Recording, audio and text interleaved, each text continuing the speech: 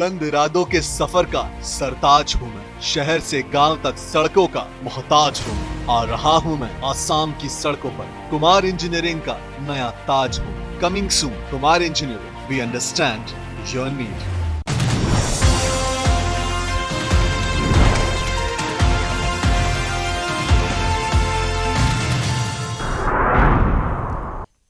उच्च शिक्षा मंत्री डॉ मोहन यादव हब मध्य प्रदेशर नतुन मुख्यमंत्री राजेन्द्र शुक्ला और जगदीश देवराक नियुक्ति दिया हल उप मुख्यमंत्री हिसाबे काइলৈ घोषणा हब राजस्थाনৰ मुख्यमंत्रीৰ नाम।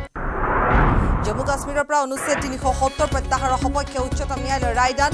जम्मू और काश्मीৰৰ দ্বিখণ্ডিতকৰণ বৈধ বুলি ৰায় দিলে উচ্চতম ন্যায়ালয়ৰ সংবিধান পীঠে। উচ্চতম ন্যায়ালয়ৰ ৰায়ক আদৰণি প্ৰধানমন্ত্ৰী মোদী আৰু অমিত শাহৰ ৰায়দানৰ পিছতে জম্মু আৰু কাশ্মীৰত আনন্দ উল্লাস। এপিএসসি প্ৰাক্তন মুখ্য পৰীক্ষা নিয়ন্ত্ৰক নন্দবাবু সিঙক অৱশেষত গ্ৰেপ্তাৰ। নন্দবাবু সিং আৰু ৱাহিদা বেগমক দুদিনৰ বাবে এছআইটিৰ জিম্মালৈ প্ৰেৰণ কৰিলে বিশেষ ন্যায়াধীশৰ আদালতে। নমতাকৈয়ে এছআইটিত হাজিৰ হ'ল অমৃত ৰাজ চৌধুৰী। দিল্লীৰ প্ৰধানমন্ত্ৰী নৰেন্দ্ৰ মোদীক সাক্ষাৎ মুখ্যমন্ত্ৰী ডক্টৰ হিমন্ত বিশ্ব শৰ্মাৰ 2024 আসাম বিজনেছ সামিটক লৈ প্ৰধানমন্ত্ৰীৰ আলোচনা। কেইবাটাও প্ৰকল্পৰ আধাৰশিলা আৰু মুকলি কৰিবলৈ প্ৰধানমন্ত্ৰীক আমন্ত্ৰণ। ৰাজ্যত পুনৰ হাত দাঙিলে চৰকাৰী বিষয়া। বঙাইগাঁও 4000 টকা উৎকোচ লৈ হাতে লুটে গ্ৰেপ্তাৰ লাটমণ্ডল সুধীৰ পাল। বঙাইগাঁও ৰাজচক্ৰ কাৰ্যালয়ৰ পৰা দুৰ্নীতি নিবাৰক আৰু তদাৰকী শাখাই গ্ৰেপ্তাৰ কৰে সুধীৰ পালক।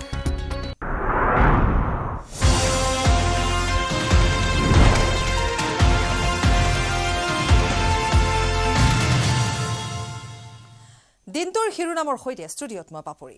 মধ্যপ্ৰদেশত শিৱৰাজ সিং চৌহানে অটুট ৰাখিব নোৱাৰিলে মুখ্যমন্ত্ৰী পদ। শিৱৰাজ সিং চৰকাৰৰ শিক্ষামন্ত্ৰীক দিয়া হ'ল মুখ্যমন্ত্ৰী পদবী আৰু মধ্যপ্ৰদেশৰ নতুন মুখ্যমন্ত্ৰী হ'ব ডক্টৰ মোহন যাদৱ।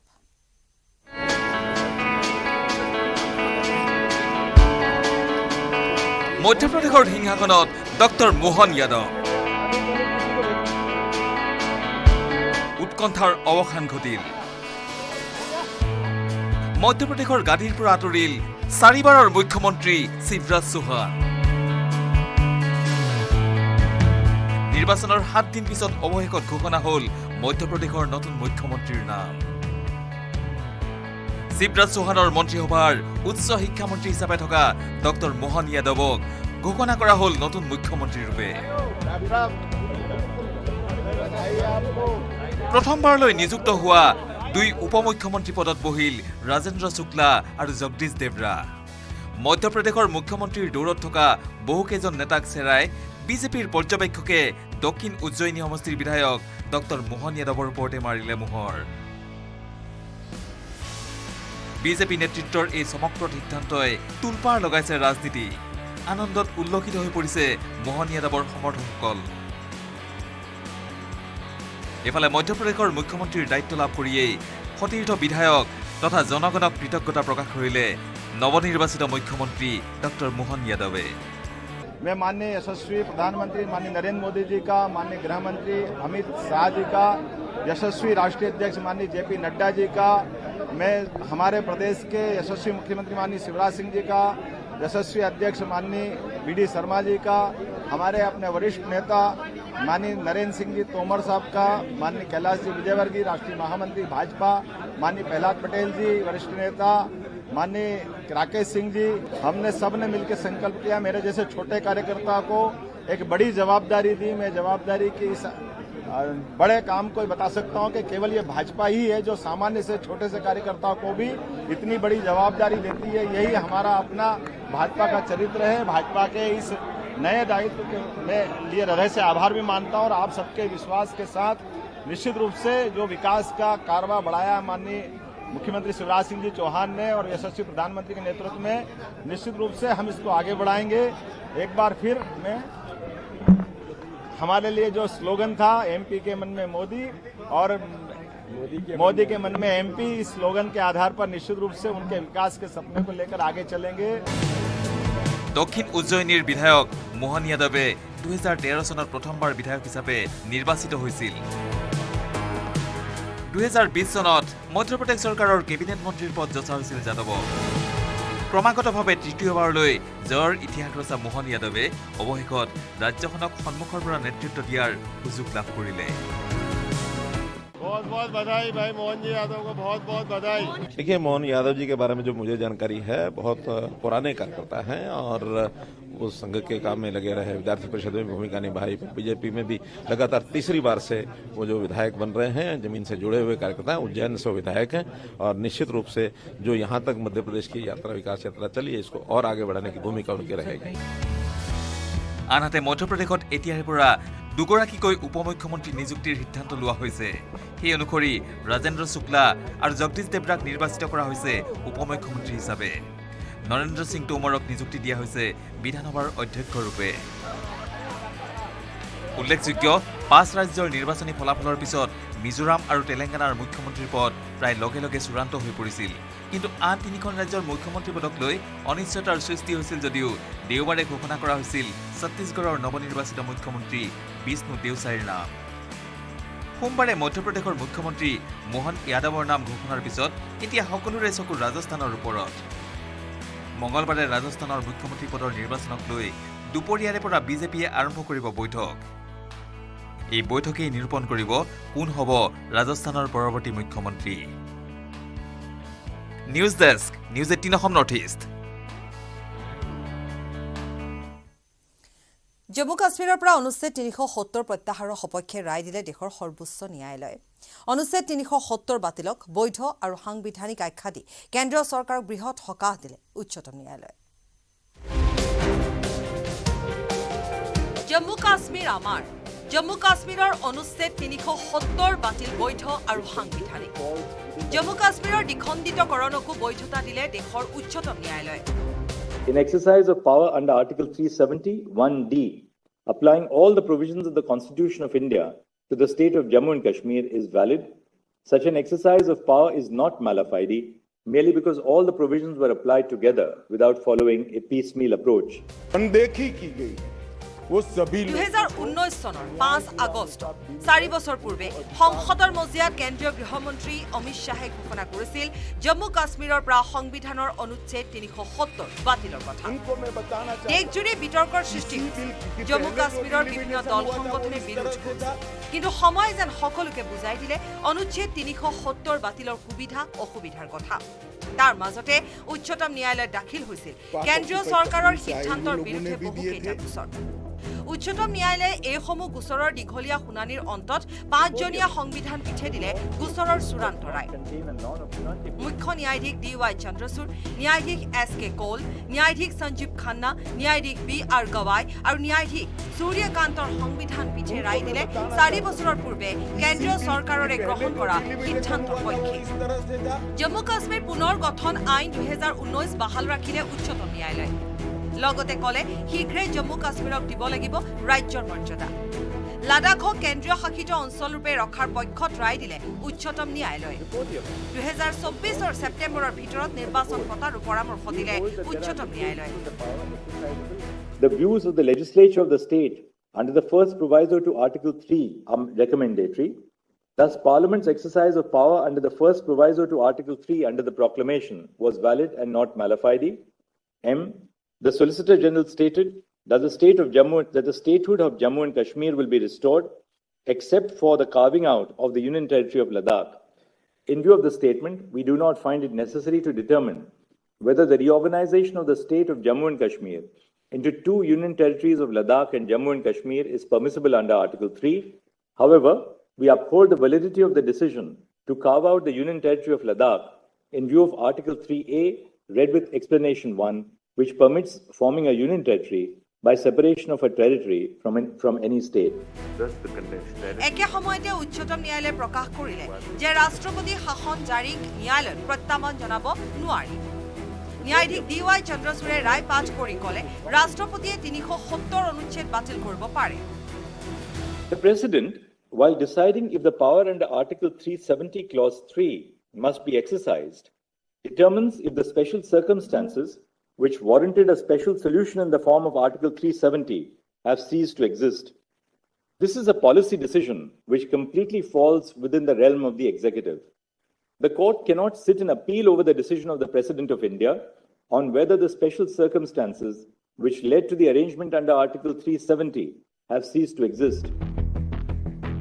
সংবিধান পীঠৰ 5গৰাকী ন্যায়াধীশৰ সন্মতিক্ৰমে তিনিটা পৃথক ৰায় দি সংবিধান পীঠে প্ৰকাশ কৰিলে অনুচ্ছেদ 370 অস্থায়ী ব্যৱস্থা জম্মু কাশ্মীৰৰ সাৰ্বভৌমত্ব নাছিল জম্মু কাশ্মীৰত ভাৰতীয় সংবিধানহে বলবৎ হ'ব সংবিধান সভাৰ পৰামৰ্শ ৰাষ্ট্ৰপতিৰ ওপৰত নাথাকে সংবিধান সভাও এক অস্থায়ী ব্যৱস্থাহে অৰ্থাৎ ৰাষ্ট্ৰপতিয়ে অনুচ্ছেদ 370 বাতিল কৰিব পাৰে The President had the power to issue a notification declaring that Article 370, Clause 3 ceases to operate without the recommendation of the Constituent Assembly.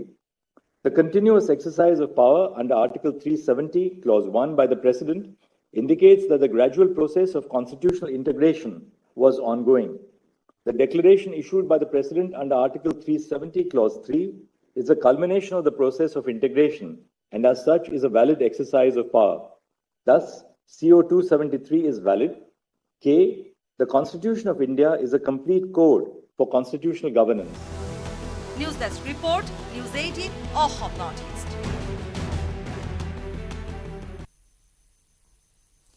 সংবিধানৰ অনুচ্ছেদ 370 প্ৰত্যাহাৰৰ পাছত দেশজুৰি ভিন্নজনে প্ৰতিক্ৰিয়া প্ৰকাশ কৰিছে উচ্চতম ন্যায়ালয়ৰ ৰায়ক ঐতিহাসিক আখ্যা দি প্ৰধানমন্ত্ৰী মোদীয়ে ক'লে এয়া জম্মু কাশ্মীৰৰ ভাতৃভগ্নীৰ ঐক্য আৰু প্ৰগতিৰ ৰায়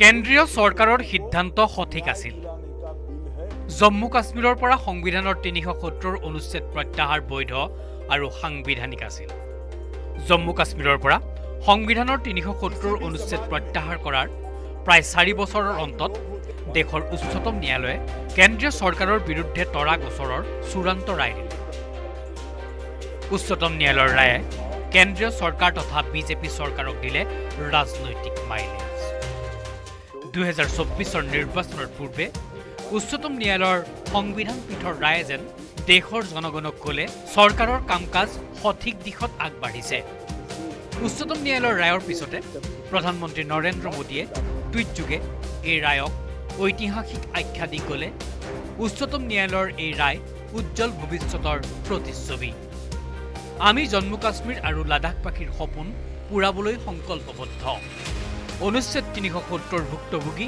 প্ৰতিজনে উন্নয়নৰ সুফল লাভ কৰিব উচ্চতম ন্যায়ালয়ৰ ঐতিহাসিক ৰায়ক আদৰণি জনালে গৃহমন্ত্ৰী অমিত শাহে জম্মু কাশ্মীৰৰ প্ৰাক্তন মুখ্যমন্ত্ৰী গোলাম নবী আজাদেও আদৰণি জনালে উচ্চতম ন্যায়ালয়ৰ ৰায়ক मुझे पूरी आशा थी और जम्मू कश्मीर के लोगों को आशा थी इन दोनों चीज़ों से 370 और 35A और ये बॉर्डर स्टेट में जहाँ हमारे हॉस्टाइल देश हैं आसपास में उनमें हम जम्मू कश्मीर के लोग हिंदुस्तान का एक हिस्सा एक अंग है और यहाँ उनको भी रोकते हैं हॉस्टाइल कंट्रीज़ को तो यहाँ लोगों को थोड़ी बहुत फैसिलिटीज़ देने की ज़रूरत है জম্মু কাশ্মীৰৰ জ্যেষ্ঠ কংগ্ৰেছ নেতা তথা মহাৰাজ হৰি সিঙৰ পুত্ৰ কৰণ সিঙেও উচ্চতম ন্যায়ালয়ৰ ৰায়ক আদৰণি জনাই ক'লে প্ৰমাণ হ'ল জম্মু কাশ্মীৰত যি হৈছিল সেয়া সাংবিধানিকভাৱে হৈছিল লগতে জম্মু কাশ্মীৰক শীঘ্ৰেই ৰাজ্যৰ মৰ্যাদা ঘূৰাই দিয়াৰ আহ্বানো জনালে কেন্দ্ৰীয় চৰকাৰক मैं उसका स्वागत करता हूं जल्द से जल्द हमारी स्टेटहुड फिर से मिलनी चाहिए मोदी जी से भी यही प्रार्थना होगी कि अब वो जल्द से जल्द राज्य का दर्जा दे दें सुप्रीम कोर्ट ने बहुत बारीकी से हर एक विषय को देखा है আনহাতে সমাজবাদী পাৰ্টিৰ নেতা তথা জ্যেষ্ঠ ৰাজনীতিক কপিল সিবালাই কৰিলে চাতুৰ্যপূৰ্ণ মন্তব্য জম্মু কাশ্মীৰৰ ৰাজনৈতিক নেতাৰ লগতে সাধাৰণ জনগণেও আদৰণি জনালে উচ্চতম ন্যায়ালয়ৰ ৰায়ক news desk report news 18 Assam north east Jammu কাশ্মীৰৰ পৰা সংবিধান অনুচ্ছেদ 370 বাতিল কৰাৰ পিছত জম্মু কাশ্মীৰে কি পালে কি হেৰুৱালে 2019 5 আগষ্টত কেন্দ্ৰীয় চৰকাৰে লোৱা সিদ্ধান্তৰ পাছত কি পৰিৱৰ্তন আহিল জম্মু কাশ্মীৰলৈ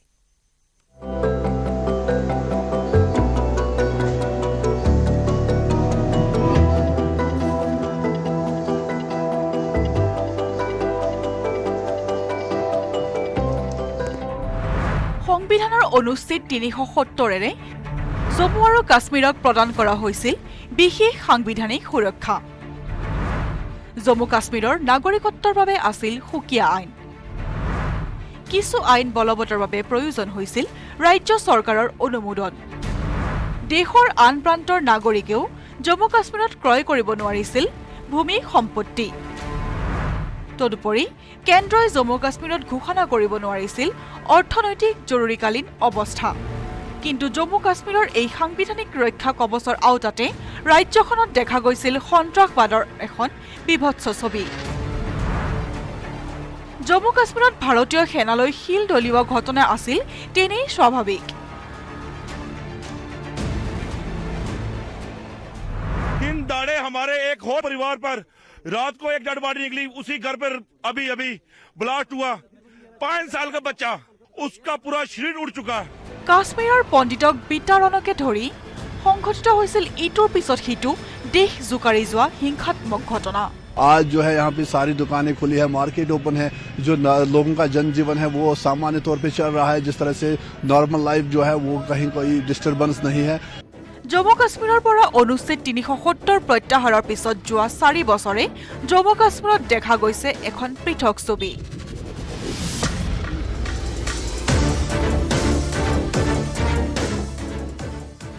জম্মু কাশ্মীৰলৈ শান্তি ঘূৰি আহিছে।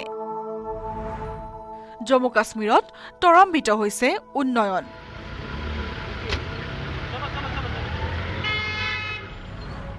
ঘূৰি আহিছে স্বাভাৱিক জনজীৱন।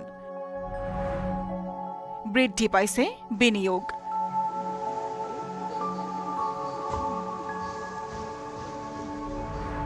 বৃদ্ধি পাইছে দেশী বিদেশী পৰ্যটকৰ আগমন।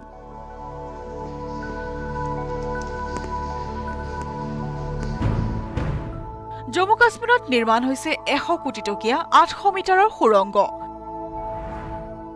বিলুপ্ত হৈ পৰিল শিলা বৰ্ষণকাৰী গেং। একে সময়তে স্থানীয় যুৱকৰ সন্ত্ৰাসবাদী সংগঠনত যোগদান প্ৰায় বন্ধ হৈ পৰিছে। पूरा परमानेंटली पीस जो है वो लौट आए, यही लोगों की यहाँ पे उम्मीदें हैं, यही आशाएं हैं। और यही वजह है कि लगातार हम यहाँ पे देख रहे हैं कि जब ये ऐतिहासिक फैसला आया तो कहीं कोई जो है कहीं से भी जो डिस्टर्बेंस की अगर हम कहें तो कहीं से कोई डिस्टर्बेंस के वाकयात जो है वो सामने नहीं आए। लोगों ने इसको स्वीकारा है और लोग अब तंग आ चुके हैं। लोग चाह रहे हैं कि उनको जो है अपने वो 2 वक्त की रोटी अच्छे से कमा सके, उनको उनके बच्चों को जो है वो अच्छा फ्यूचर मिले। জম্মু কাশ্মীৰৰ স্থানীয় লোকে নতুন জম্মু কাশ্মীৰক আদৰি লৈছে। পূৰ্বৰ সন্ত্ৰাসজৰ্জৰ হিংসাজৰ্জৰ পৰিস্থিতিৰ পৰা এক উন্নতৰ জীৱন যাপন কৰিবলৈ আগবাঢ়ি আহিছে জম্মু কাশ্মীৰবাসী। News desk, news 18 Assam north east. নিশাৰ ভিতৰতে বিলাসী ৰেঞ্জ ৰভাৰৰ গৰাকী হ'ল এগৰাকী সাধাৰণ ট্ৰেক্টৰ চালক। মাত্ৰ 100 টকাতে কালচাৰাৰ ইনজামামুল হকে লাভ কৰিলে ৭৬ লাখ টকীয়া বিলাসী বাহন। হাউলি ৰাস মহোৎসৱৰ উপহাৰ কুপনৰ খেলত ঘূৰিল ইনজামামুলৰ ভাগ্যৰ চকৰি।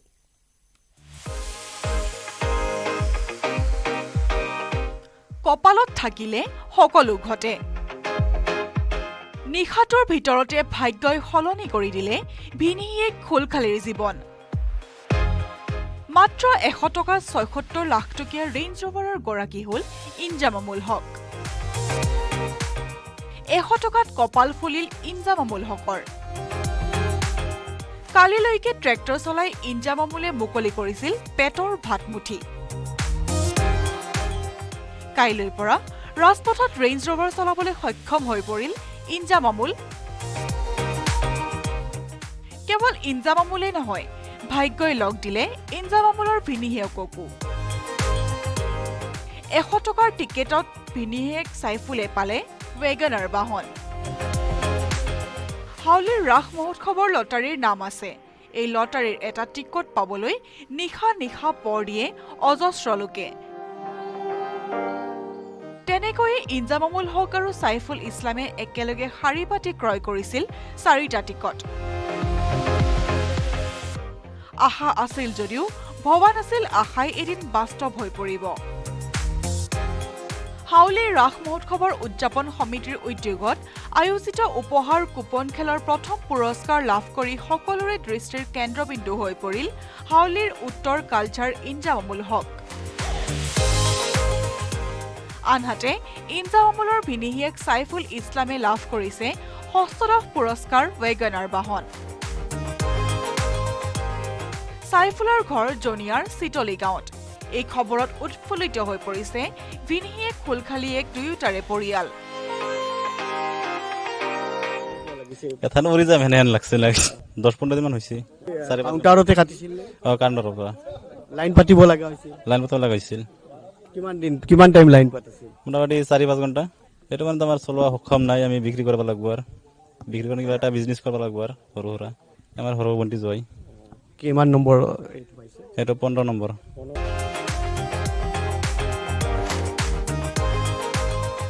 দৰিদ্ৰ পৰিয়ালৰ যুৱক ইনজামামুল হক পেছাত এজন ট্ৰেক্টৰ চালক। ৰেঞ্জ ৰভাৰ চলাবলৈ পোৱাটো ইনজামামুলৰ বাবে সপোনৰো অগোচৰ আছিল, কিন্তু লটাৰী মানে এক অবিশ্বাস্য বাস্তৱ, যি বাস্তৱৰ গৰাকী হ'বলৈ পোৱাটো অনেকৰে সপোন। বৰপেটাৰ পৰা নিৰঞ্জন দাসৰ report, news 18 Assam north east. আৰু ধাৰা 370ৰ ওপৰত ৰাজ্যসভাত ভাষণ দিছে কেন্দ্ৰীয় গৃহমন্ত্ৰী অমিত শ্বাহে। আমি সম্প্ৰচাৰ পোনপটীয়া उनकी समझ में भी बड़ा प्रॉब्लम है। मान्यवर, आज सुप्रीम कोर्ट ने तय कर दिया कि जम्मू कश्मीर की संविधान सभा समाप्त होने से धारा 370(3) समाप्त नहीं हो जाता है, धारा 370(3) यथावत रहता है। मान्यवर, न्यायालय ने यह भी माना कि धारा 370 के तहत मिली हुई शक्ति का प्रयोग करते हुए राष्ट्रपति महोदय एक तरफा सूचना जारी कर सकते हैं, जिसको संसद के दोनों सदनों का सादे बहुमत से अनुमोदन चाहिए। ये भी आज सुप्रीम कोर्ट ने मान लिया। जो कहते थे कि राष्ट्रपति महोदय का सीओ ठीक नहीं है, आज उसका भी जवाब माननीय सुप्रीम कोर्ट ने दे दिया है। मान्यवर, उपयुक्त बिंदुओं का सीओ 272 पर कोई प्रभाव नहीं है, ये भी सिद्ध करते हुए अनुच्छेद 371D के तहत राष्ट्रपति द्वारा शक्ति का प्रयोग दुर्भावनापूर्ण नहीं है, उसको भी सुप्रीम कोर्ट ने होल्ड कर दिया है। मान्यवर, सुप्रीम कोर्ट ने यह भी होल्ड कर दिया है कि क्योंकि जब अब धारा 370 समाप्त हो चुकी है, अब जम्मू कश्मीर के संविधान का कोई अस्तित्व नहीं रहता है। मान्यवर, न्यायालय ने चुनाव कराने के लिए भी चुनाव आयोग को निर्देश करे। मान्यवर, बहुत सारे लोग अब इसमें तो इतना सारा लूट गया, जो दावे थे सारे खारिज हो गए। तो एक पूंछ पकड़कर मैंने बाइट देखा करते हैं। क्या पूंछ पकड़ते हैं कि चुनाव आयोग ने ऑर्डर कर दिया। अरे भाई, क्या ऑर्डर करा? मैंने स्वयं कहा है कि हम चुनाव कराएंगे, इसमें कौन सी बड़ी बात है? इसी सदन में कहा है, लोकसभा में करा है, एज अ गृह मंत्री ऑन रिकॉर्ड करा है। उन्होंने कहा कि भाई राज्य का स्टेटस वापिस देंगे, तो ये भी मैंने कहा है कि अप्रोप्रिएट टाइम पर राज्य का स्टेटस हम वापिस देंगे। और सुप्रीम कोर्ट ने भी ये जो कहा है, उसमें मेरे सदन में के बयान को और सॉलिसिटर जनरल के सुप्रीम कोर्ट के सामने बयान को कोट करते हुए कहा है। अब मुझे कोई समझाए इसमें विजय कहां से हुई है? घोर पराजय में विजय कैसे ढूंढना, इसकी कला कोई आप लोगों से सीख ले साहब। इतने बड़े घोर पराजय विजय कैसे ढूंढना, इसका कोई अभ्यास वर्ग साहब रखना चाहिए साथ में। ये बहुत बड़ी कला है। मैं तो आज अगर उनके जैसे मेरे विचार होते तो एक सुप्रीम कोर्ट के जजमेंट को देखकर डिप्रेशन के मारे 1 महीना सदन में ना आता, मगर ये तो प्रेस कर रहे हैं। और कांग्रेस पार्टी ने आज प्रेस करी मान्यवर, और प्रेस में क्या किया, कहा कांग्रेस पार्टी ने? कांग्रेस पार्टी ने ये कहा मान्यवर कि ये जजमेंट आने के बाद भी हम मानते हैं कि धारा 370 को गलत तरीके से हटाया गया है। अब मान्यवर, देश के दोनों सदनों ने, देश की संसद की दोनों सदनों ने राष्ट्रपति के सीओ को अनुमोदना दे दी, कानून पारित हो गया, कानून नोटिफाइड हो गया, किसी ने चैलेंज भी किया सुप्रीम कोर्ट में, ठीक है, सबका अधिकार है, करना चाहिए। सुप्रीम कोर्ट में एक लंबी बहस भी हुई, 5 जजों की बेंच बनी और 5 सीनियर मोस्ट जज बने, बैठे इसमें, लंबी बहस, सबकी सुनवाई हुई, आज फैसला भी आ गया। मगर ये फैसले के बाद भी ये कहते हैं कि हम इसको नहीं मानते हैं और हम मानते हैं कि धारा 370 गलत तरीके से हटाया गया है। मान्यवर, मैं इनको नहीं समझा सकता, मेरी तो मर्यादा है ऐसा, नहीं समझा सकता कि वास्तविकता क्या है। हमें समझना चाहिए कि 42,000 लोग मारे गए हैं। क्यों मारे गए? सवाल हिंदू मुस्लिम का नहीं है। इनसे ज्यादा मुसलमान गुजरात में है, कश्मीर से ज्यादा मुसलमान उत्तर प्रदेश में है, कश्मीर से ज्यादा मुसलमान बिहार में है, कश्मीर से ज्यादा मुसलमान आसाम में है। क्यों वहां अलगाववाद नहीं हुआ? क्यों वहां टेररिज्म नहीं हुआ? बाउंड्री का भी सवाल नहीं है साहब। कई ऐसे राज्य हैं, राजस्थान की बाउंड्री भी पाकिस्तान से लगती है, गुजरात की बाउंड्री भी पाकिस्तान से लगती। क्यों हुआ? क्योंकि धारा 370 अलगाववाद को बल देती थी और अलगाववाद के कारण आतंकवाद खड़ा हुआ। ये समझना ही नहीं था। एक गलत फैसला हो जाता है, कितने भी बड़े आदमी से हो सकता है, किसी भी पार्टी से भी हो सकता है, मगर जब इतिहास सिद्ध कर दे, समय सिद्ध कर दे ये फैसला गलत है, देश के हित में वापिस आना चाहिए। अभी भी मैं कहता हूं, वापिस आइए, वरना जितने बचे हो इतने भी नहीं बचोगे। अगर अभी भी इस फैसले को चिपक कर रहना चाहते हो तो देश की जनता देखती है, 2024 में 2-2 हाथ भी हो जाएंगे और जनता का परिणाम भी आ जाएगा और मोदी जी तीसरी बार प्रधानमंत्री। मान्यवर, मैं जिस 2 बिल को लेकर आया हूं, वो 2 बिल एक प्रकार से सभी पार्टियों को मैंने सुना है, सर्वानुमत से बिल के तत्व को सबने समर्थन किया है। बिल का जो तत्व है, कंटेन है, इसका किया है। मुझे था कि विटरास खड़े हो जाएंगे कि हम अपोज में खड़े हैं, मगर मैं सभी पार्टियों को कहता हूं, तब ये तो काउंट करता हूं कि कम्युनिस्ट पार्टी कभी अच्छे काम का समर्थन नहीं कर सकती है, इसलिए सभी पार्टियों से मेरा मत बाकी दलों से। मान्यवर, कमजोर और वंचित वर्ग, ये जो नाम है, किसी भी नागरिक की डिग्निटी को बहुत हर्ट करने वाला नाम है, अंतर की गहराइयों तक दुख खड़ा करने वाला नाम है और बहुत समय से था।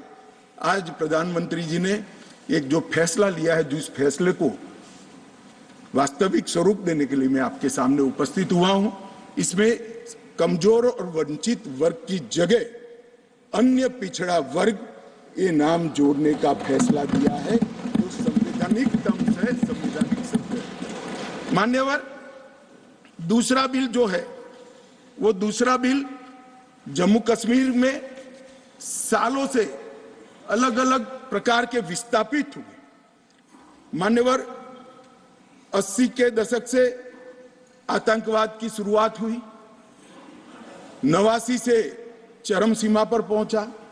ढेर सारे कश्मीरी हिंदू, विशेषकर कश्मीरी पंडित और ढेर सारे सिख भाई घाटी छोड़कर पूरे देश भर में बिखर गए।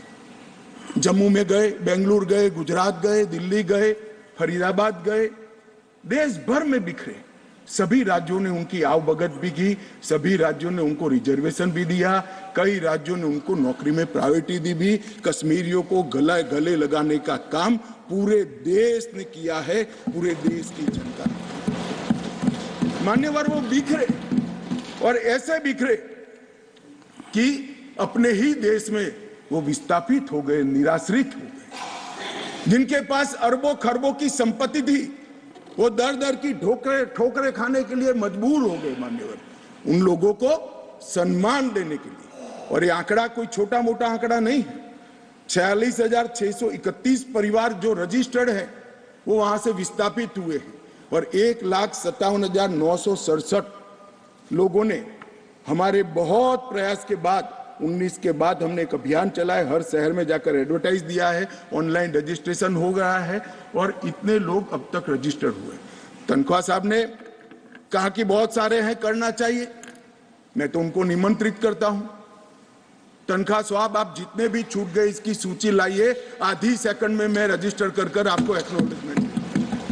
मान्यवर, ऑनलाइन प्रक्रिया है और मैं आज इस महान सदन के माध्यम से देश भर में बिखरे पड़े कश्मीरी पंडित और अन्य विस्थापितों को कहना चाहता हूं, नरेंद्र मोदी सरकार आपको न्याय देने के लिए कमिटेड है।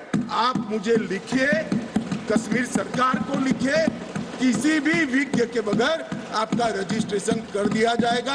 आप मतदार भी बनोगे, चुनाव भी लड़ पाओगे और जम्मू कश्मीर के अंदर आप मंत्री बनकर भी जा सकते हो। आपको पूरा मान्यवर, 3 युद्ध भी हुए, 1947 में और 48 में युद्ध हुआ। 31,779 परिवार आज के पाकिस्तान अधिकृत कश्मीर से शरण लेकर भारत में आए। इनमें से 26,319 परिवार तत्कालीन जम्मू कश्मीर राज्य में बसे और शेष 5,460 परिवार अन्य भागों में बसे। और এই সম্প্ৰচাৰ আমি অব্যাহত ৰাখিম, কিন্তু এইখিনিতে লৈ লৈছো পুনৰ এবাৰ সংবাদ শিৰোনাম। পূৰ্বৰ উচ্চ শিক্ষা মন্ত্ৰী ডক্টৰ মোহন যাদৱ হ'ব মধ্যপ্ৰদেশৰ নতুন মুখ্যমন্ত্ৰী। ৰাজেন্দ্ৰ শুক্লা আৰু জগদীশ দেওৰাক নিযুক্তি দিয়া হ'ল উপ মুখ্যমন্ত্ৰী হিচাপে। কাইলৈ ঘোষণা হ'ব ৰাজস্থানৰ মুখ্যমন্ত্ৰীৰ নাম। জম্মু কাশ্মীৰৰ পৰা অনুচ্ছেদ 370 প্ৰত্যাহাৰৰ সপক্ষে উচ্চতম ন্যায়ালয়ৰ ৰায়দান। জম্মু আৰু কাশ্মীৰৰ দ্বিখণ্ডিতকৰণো বৈধ বুলি ৰায় দিলে উচ্চতম ন্যায়ালয়ৰ সংবিধান পীঠে। উচ্চতম ন্যায়ালয়ৰ ৰায়ক আদৰণি প্ৰধানমন্ত্ৰী মোদী আৰু অমিত শ্বাহৰ। ৰায়দানৰ পিছতে জম্মু আৰু কাশ্মীৰত আনন্দ উল্লাস। এপিএছচি প্ৰাক্তন মুখ্য পৰীক্ষা নিয়ন্ত্ৰক নন্দবাবু সিঙক অৱশেষত গ্ৰেপ্তাৰ। নন্দবাবু সিং আৰু ৱাহিদা বেগমক দুদিনৰ বাবে এছআইটিৰ জিম্মালৈ প্ৰেৰণ কৰিলে বিশেষ ন্যায়াধীশৰ আদালতে। নমতাকৈয়ে এছআইটিত হাজিৰ হ'ল অমৃত ৰাজ চৌধুৰী। দিল্লীৰ প্ৰধানমন্ত্ৰী নৰেন্দ্ৰ মোদী সাক্ষাৎ মুখ্যমন্ত্ৰী হিমন্ত বিশ্ব শৰ্মাৰ। 2024 আছাম বিজনেছ সামিটক লৈ প্ৰধানমন্ত্ৰীৰ আলোচনা। কেইবাটাও প্ৰকল্পৰ আধাৰশিলা মুকলি কৰিবলৈ প্ৰধানমন্ত্ৰীক আমন্ত্ৰণ। ৰাজ্যত পুনৰ হাত দাঙিলে চৰকাৰী বিষয়াই। বঙাইগাঁও 4,000 টকা উৎকোচ লৈ হাতেলতে গ্ৰেপ্তাৰ লাটমণ্ডল সুধীৰ পাল। বঙাইগাঁও ৰাজহ চক্ৰ কাৰ্যালয়ৰ পৰা দুৰ্নীতি নিবাৰক আৰু তদাৰকী শাখাই গ্ৰেপ্তাৰ কৰে সুধীৰ পালক।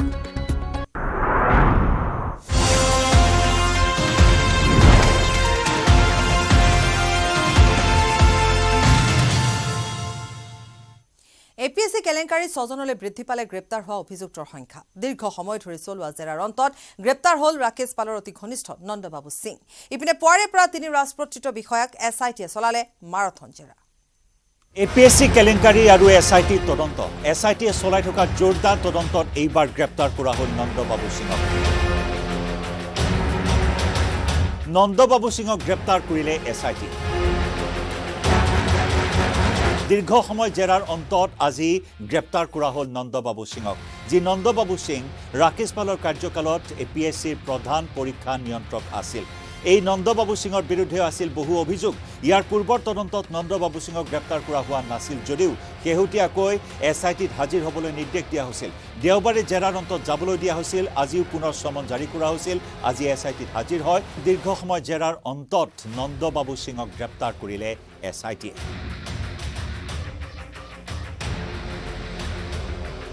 নিজৰ কাৰ্যকালত কন্যা মিনাৰ্ভা দেৱীকো দুৰ্নীতিৰে এপিএছচিত চাকৰি দিছিল নন্দবাবুৱে। শনিবাৰে শিলচৰৰ পৰা নিশা আটক কৰা হৈছিল নন্দবাবু সিঙক। 2014 চনৰ প্ৰিলিমিনাৰী পৰীক্ষাৰ OMR চিট জ্বলাই দিয়াৰো অভিযোগ নন্দবাবুৰ বিৰুদ্ধে।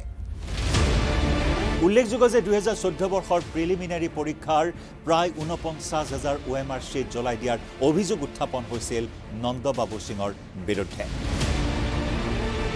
2013 চনৰ মাৰ্চৰ পৰা 2015 চনৰ জুলাই মাহলৈ আছিল এপিএছচিৰ প্ৰধান পৰীক্ষা নিয়ন্ত্ৰক নন্দবাবু। এপিএছচিৰ অধ্যক্ষ আৰু সচিবৰ নিৰ্দেশ মৰ্মে বহি জ্বলাই দিয়া বুলি স্বীকাৰো কৰিছিল নন্দবাবুৱে। ৰাকেশ পালৰ সোঁহাতস্বৰূপ নন্দবাবু সিঙক ইয়াৰ পূৰ্বৰ তদন্তত গ্ৰেপ্তাৰ কৰা হোৱা নাছিল যদিও 2023 চনৰ জানুৱাৰী মাহত সুৰজিৎ সিং পানেশ্বৰে জেৰা চলাইছিল আৰু 2022 চনৰ আগষ্ট মাহত বিপ্লৱ শৰ্মা আয়োগেও জেৰা চলাইছিল নন্দবাবু সিঙক। আৰু ইফালে আজি এছআইটিত গোপনে আহি হাজিৰ হ'ল APS অমৃত ৰাজ চৌধুৰী। কৰিমগঞ্জৰ ক্ৰাইম ব্ৰাঞ্চৰ অতিৰিক্ত আৰক্ষী অধীক্ষক অমৃত ৰাজ চৌধুৰী। অভিযুক্তৰ তালিকাত নাম ওলোৱাৰ পিছৰে পৰা কাৰ্যালয়ত উপস্থিত হোৱা নাছিল অমৃত ৰাজ চৌধুৰী। APS অমৃত ৰাজ চৌধুৰীয়ে লাভ কৰিছিল 714 নম্বৰ।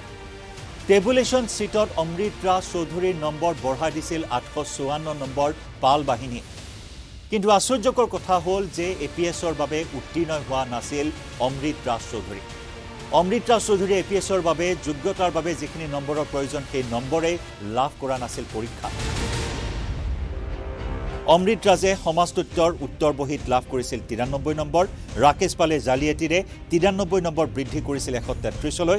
ইতিহাসৰ উত্তৰ বহীত অমৃতে লাভ কৰিছিল 135 নম্বৰ। জালিয়াতিৰে 135 নম্বৰ বৃদ্ধি কৰা হৈছিল 142 নম্বৰলৈ। এনেদৰে অমৃত ৰাজ চৌধুৰীক চাকৰি দিছিল পাল বাহিনীয়ে।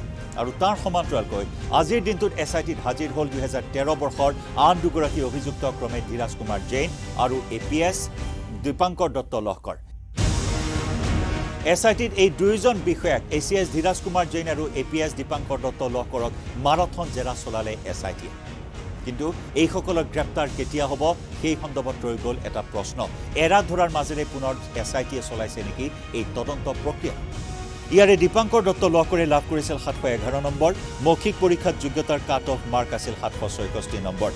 টেবুলেশ্যন চিটত দুয়োগৰাকীৰে নম্বৰ বঢ়াই ৰাজপত্ৰিত বিষয়া হিচাপে নিযুক্তি দিছিল ৰাকেশ পাল বাহিনী। আৰু শেহতীয়াকৈ এই দুয়োগৰাকী বিষয়াকো চাকৰিৰ পৰা নিলম্বন কৰা হৈছে যদিও বাকীসকলৰ বিৰুদ্ধে কেতিয়া কঠোৰ ব্যৱস্থা গ্ৰহণ কৰিব এছআইটিয়ে তাৰ প্ৰতি দৃষ্টি ৰাখিছে সকলোৱে। ৰাজ্যত অপৰাধজনিত ঘটনা 50% হ্ৰাস পোৱা বুলি চৰকাৰে দাবী কৰাৰ সময়তে পোহৰলৈ আহিছে এক উদ্বেগজনক তথ্য। NCRBৰ তথ্য অনুসৰি ৰাজ্যত বৃদ্ধি পাইছে আত্মহননৰ ঘটনা। কৰ্মসংস্থাপনহীনতা, দৰিদ্ৰতা, প্ৰেমজনিত আৰু বিবাহজনিত কাৰণত সহস্ৰাধিক লোকে লৈছে চৰম সিদ্ধান্ত। যি সময়ত অসম আৰক্ষীয়ে হত্যা ধৰ্ষণৰ ঘটনা সামান্য হ্ৰাস পোৱাৰ পৰিসংখ্যা ঢাক ঢোল বজাই প্ৰচাৰ কৰিছে, ঠিক সেই সময়তে অতি সংগোপনে আত্মহননৰ ব্যাধিয়ে চানি ধৰিছে সমগ্ৰ অসমক। নেশ্যনেল ক্ৰাইম ৰেকৰ্ড ব্যুৰোৰ প্ৰতিবেদন অনুসৰি অসমত 2021 বৰ্ষৰ তুলনাত 2022 বৰ্ষত আত্মহত্যাৰ ঘটনা বৃদ্ধি পাইছে। 2022 বৰ্ষত অসমত 3320টা আত্মহত্যাৰ ঘটনা সংঘটিত হৈছে। 2021ত আত্মহননৰ পথ বাছি লৈছিল 3262 জন পুৰুষ মহিলাই। অৰ্থাৎ এই বৃদ্ধিৰ হাৰ হৈছে 1.8%। বিজেপি মিত্ৰজোঁটৰ চৰকাৰে অসমক আৰ্থিকভাৱে সবল বিকশিত ৰাজ্য ৰূপে গঢ়া বুলি প্ৰচাৰ চলাই অহাৰ সময়তে দৰিদ্ৰতা, ৰোগগ্ৰস্ততা তথা কৰ্মসংস্থাপনহীনতাৰ বাবে শ শ লোকে চৰম পথ বাছি লৈছে। এই ঘটনাই উদ্বিগ্ন কৰি তুলিছে বহুজনক। মানুহৰ এক্সপেক্টেশনছ যিধৰণে বাঢ়ি গৈছে সেইধৰণে ফুলফিল কৰিব পৰা নাই আৰু হয়তো চৰকাৰে বহুতখিনি ট্ৰাই কৰিছেও আৰু হয়তো কোনফালৰ পৰা মানুহৰ এমপ্লয়মেণ্ট ওলাব পৰা নাই বা ধৰি লওক নিজেও বিজনেছতো আজিকালি যিটো পেটাৰ্ণ অফ বিজনেছ চেঞ্জ হৈ গৈছে। মানুহ বিজনেছ কৰিলেও ছাকচেছ বহুতখিনি আহে, মানুহ আমাৰ ওচৰত আহি বিজনেছ ফেইলাৰৰ কথা কয়, বহুতখিনি ট্ৰাই কৰে, বিজনেছতো ছাকচেছ নহয়, এমপ্লয়মেণ্ট নাই ধৰি লওক। সেইখিনি বস্তু লৈ মানে মানুহৰ এটা ফেমিলি প্ৰেছাৰ এটা আহি যায় আৰু মানুহে আগত যি ধৰণে লাইফষ্টাইল লিড কৰি আছিলে সেই লাইফষ্টাইলটো এতিয়া লিড কৰিব পৰা নাই, যিটো কাৰণে তেওঁলোকে কিবা লোন ল'বলগীয়া হয় বা EMI দিবলগীয়া হয়। সেইখিনি গোটেই বাৰ্ডেনটো আহি পৰিছে আৰু এটা সময়ত যেতিয়া বাৰ্ডেনটো বাঢ়ি বাঢ়ি গৈ থাকে তেতিয়া মানুহে বেলেগ ৰাস্তা নাথাকে আৰু ছুইচাইডৰ পদ্ধতি লয়। NCRBৰ প্ৰতিবেদনত প্ৰকাশ পোৱা মতে বিগত 2022 বৰ্ষত একমাত্ৰ দৰিদ্ৰতাৰ বাবে আত্মহননৰ পথ বাছি ল'বলৈ বাধ্য হ'ল 151 জন লোকে। আৰ্থিক সংকটত ভুগি জীৱনৰ পৰা মুক্তি পোৱাৰ শেষ পথ হিচাপে বাছি লোৱাসকলৰ ভিতৰত 107 জন পুৰুষ আৰু 44 গৰাকী মহিলা। দুৰ্ভাগ্যজনকভাৱে ধাৰ ঋণত পুত গৈ বিগত বৰ্ষত 52 জন লোকে আত্মহনন কৰিছে। একেদৰে আত্মহত্যা কৰা 623 জন লোক দৈনিক হাজিৰা কৰা শ্ৰমিক। দৈনিক হাজিৰা কৰা এই 623 জন লোকৰ ভিতৰত 48 জন পুৰুষ আৰু 135 গৰাকী মহিলা বুলিও NCRBৰ প্ৰতিবেদনত প্ৰকাশ পাইছে। বিগত বৰ্ষটোত কৃষি কৰ্মত জড়িত 123 জন লোকে আত্মহনন কৰিছে।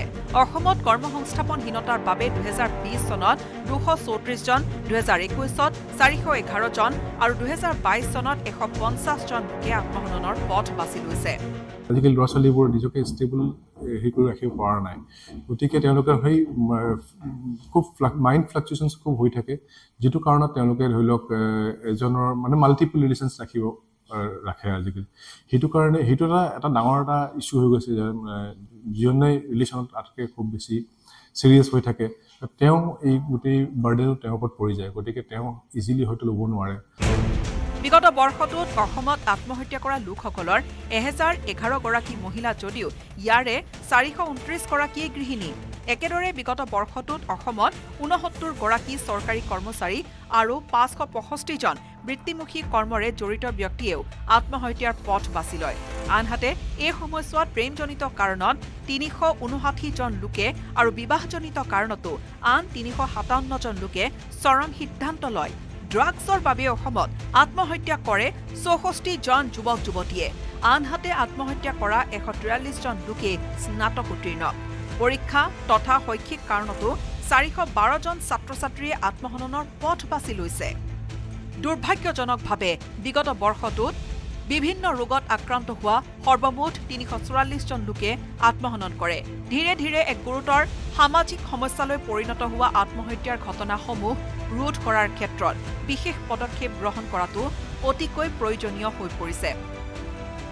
যোৰহাটৰ পৰা গৌতম বৰাৰ report, news 18 Assam north east. গৃহযুদ্ধত বিধ্বস্ত ম্যানমাৰত এতিয়া জনতাৰ হাহাকাৰ। সামৰিক শাসক আৰু বিদ্ৰোহী শক্তি তথা PDFৰ ধাৰাবাহিক সংঘৰ্ষত দিশহাৰা হৈ পৰিছে ম্যানমাৰৰ জনতা। চীন আৰু ভাৰতৰ সহায় ভিক্ষা কৰি বিমুখ হৈছে সামৰিক শাসকৰ মুৰব্বী ছিনিয়ৰ জেনেৰেল মিন আং লাইং। লগতে আৰম্ভ হৈছে শক্তি খণ্ডত ব্যাপক অনাটনৰ। যুদ্ধবিধ্বস্ত ম্যানমাৰৰ কেতবোৰ খবৰলৈ পুনৰ আপোনালোকৰ সন্মুখত মই বিজু কুমাৰ ডেকা উপস্থিত হৈছোঁ।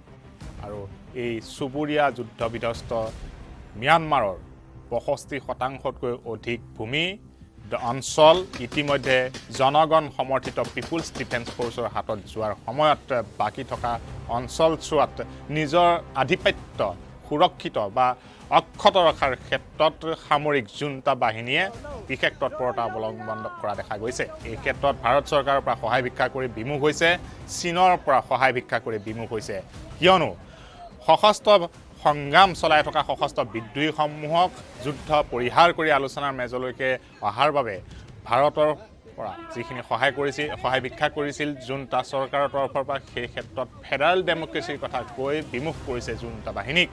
অৰ্থাৎ ছিনিয়ৰ জেনেৰেল মিন আং লাইং বিমুখ হৈ গৈছে ভাৰতৰ পৰা। ঠিক একেদৰে চুবুৰীয়া চীনৰ পৰা যিখিনি সহায় ভিক্ষা মাগিছিল যে চীনে হস্তক্ষেপ কৰিব লাগে, জনগণ সমৰ্থিত পিপুলছ ডিফেন্স ফ'ৰ্চক বুজাব লাগে, যুদ্ধ কৰিব নালাগে, আলোচনাৰ মেজলৈ আহিব লাগে বুলি হস্তক্ষেপ কৰাৰ বাবে চীনক অনুৰোধ জনাইছিল।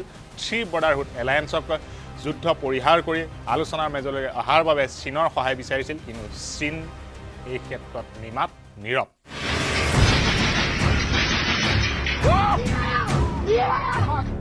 এতিয়া কথা হ'ল যুদ্ধ বিধ্বস্ত ম্যানমাৰৰ কেতবোৰ ছবি আমাৰ সন্মুখত ভাহি আহিছে, আমাৰ হাতত পৰিছে, যিসমূহ দৃশ্য সম্পাদিত ৰূপতো কিছুমান দৃশ্য আমি আপোনালোকক দেখাব নোৱাৰোঁ।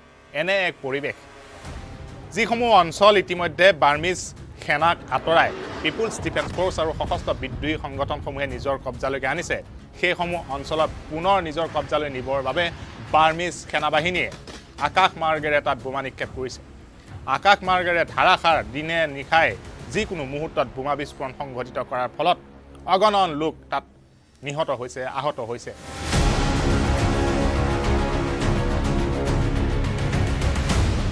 এনেকুৱা এটা দৃশ্য, যিটো দৃশ্য আমি আপোনালোকক দেখাব নোৱাৰোঁ, তাৰ এক চমু বিৱৰণী আপোনালোকৰ সন্মুখত দাঙি ধৰিব বিচাৰিছোঁ।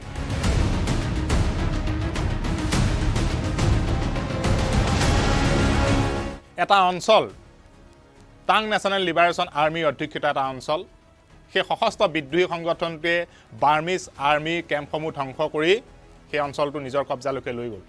তাৰ পাছত দুদিন পাছত তাত বোমা নিক্ষেপ কৰিল আকাশমাৰ্গেৰে বাৰ্মিজ সেনাই। সেই যি আকাশমাৰ্গেৰে বোমা নিক্ষেপ কৰিল বাৰ্মিজ আৰ্মীয়ে, তাত বহু পুৰুষ মহিলা ঘটনাস্থলীতে নিহত হ'ল। এতিয়া এটা ভিডিঅ' আমাৰ হাতত পৰিছে, সেই ভিডিঅ'টো আপোনালোকক দেখাব নোৱাৰোঁ, সম্পাদিতৰ ওপৰতো আপোনালোকক দেখাব নোৱাৰোঁ। সেয়া হ'ল এনেধৰণৰ যে সেই যি আকাশমাৰ্গেৰে বোমা নিক্ষেপ কৰিছিল বাৰ্মিজ আৰ্মীয়ে জেট ফাইটাৰে, সেই বোমা নিক্ষেপৰ ফলত এগৰাকী মহিলা ঘটনাস্থলীতে নিহত হৈছিল। আৰু নিহত হোৱা মহিলাগৰাকী কাষত সেইখিনি সময়ত আছিল এটি দেৱশিশু। মাতৃ ঢলি পৰিল বোমা বিস্ফোৰণত, বোমা নিক্ষেপত, লগত থাকিল কণমানি দেৱশিশুটি। প্ৰায় 14 ঘণ্টাৰ পাছত দেৱশিশুটি মৃত মাতৃৰ কাষত পৰি থকা অৱস্থাত এইটো সশস্ত্ৰ বিদ্ৰোহী সংগঠনৰ গেৰিলাই TNLৰ কেডাৰে গৈ সেই মৃত মহিলাগৰাকীৰ কাষত দেৱশিশুটিক উদ্ধাৰ কৰিছে।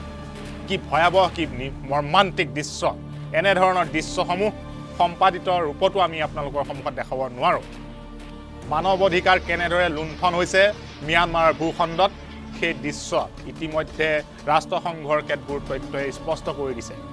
ৰাষ্ট্ৰসংঘৰ মানৱ অধিকাৰ আয়োগৰ হাই কমিছনৰ তৰফৰ পৰা স্পষ্ট ভাষাৰে বাৰ্মিজ জুণ্টা, যিগৰাকীৰ নেতৃত্বত ছিনিয়ৰ জেনেৰেল মিন আং লাইঙৰ নেতৃত্বত সামৰিক শাসন চলি আছে, বৰ্বৰোচিতভাৱে তাত যি আন্দোলন, সশস্ত্ৰ আন্দোলন, তাক নৎসাত কৰাৰ বাবে, তাক দমন কৰাৰ বাবে যেনেধৰণৰ কৌশল আকাশমাৰ্গেৰে যিকোনো মুহূৰ্তত যিকোনো নিৰীহ জনগণৰ বসতি প্ৰধান অঞ্চলত বোমা নিক্ষেপ কৰি থকা হৈছে, সেই দৃশ্যসমূহ দেখিলে আপোনাৰো গাৰ নোম শিয়ৰি উঠিব।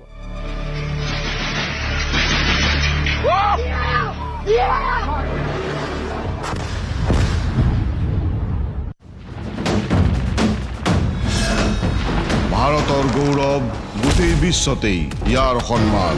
ষ্ট্ৰং মানে মাইথান ষ্টীল।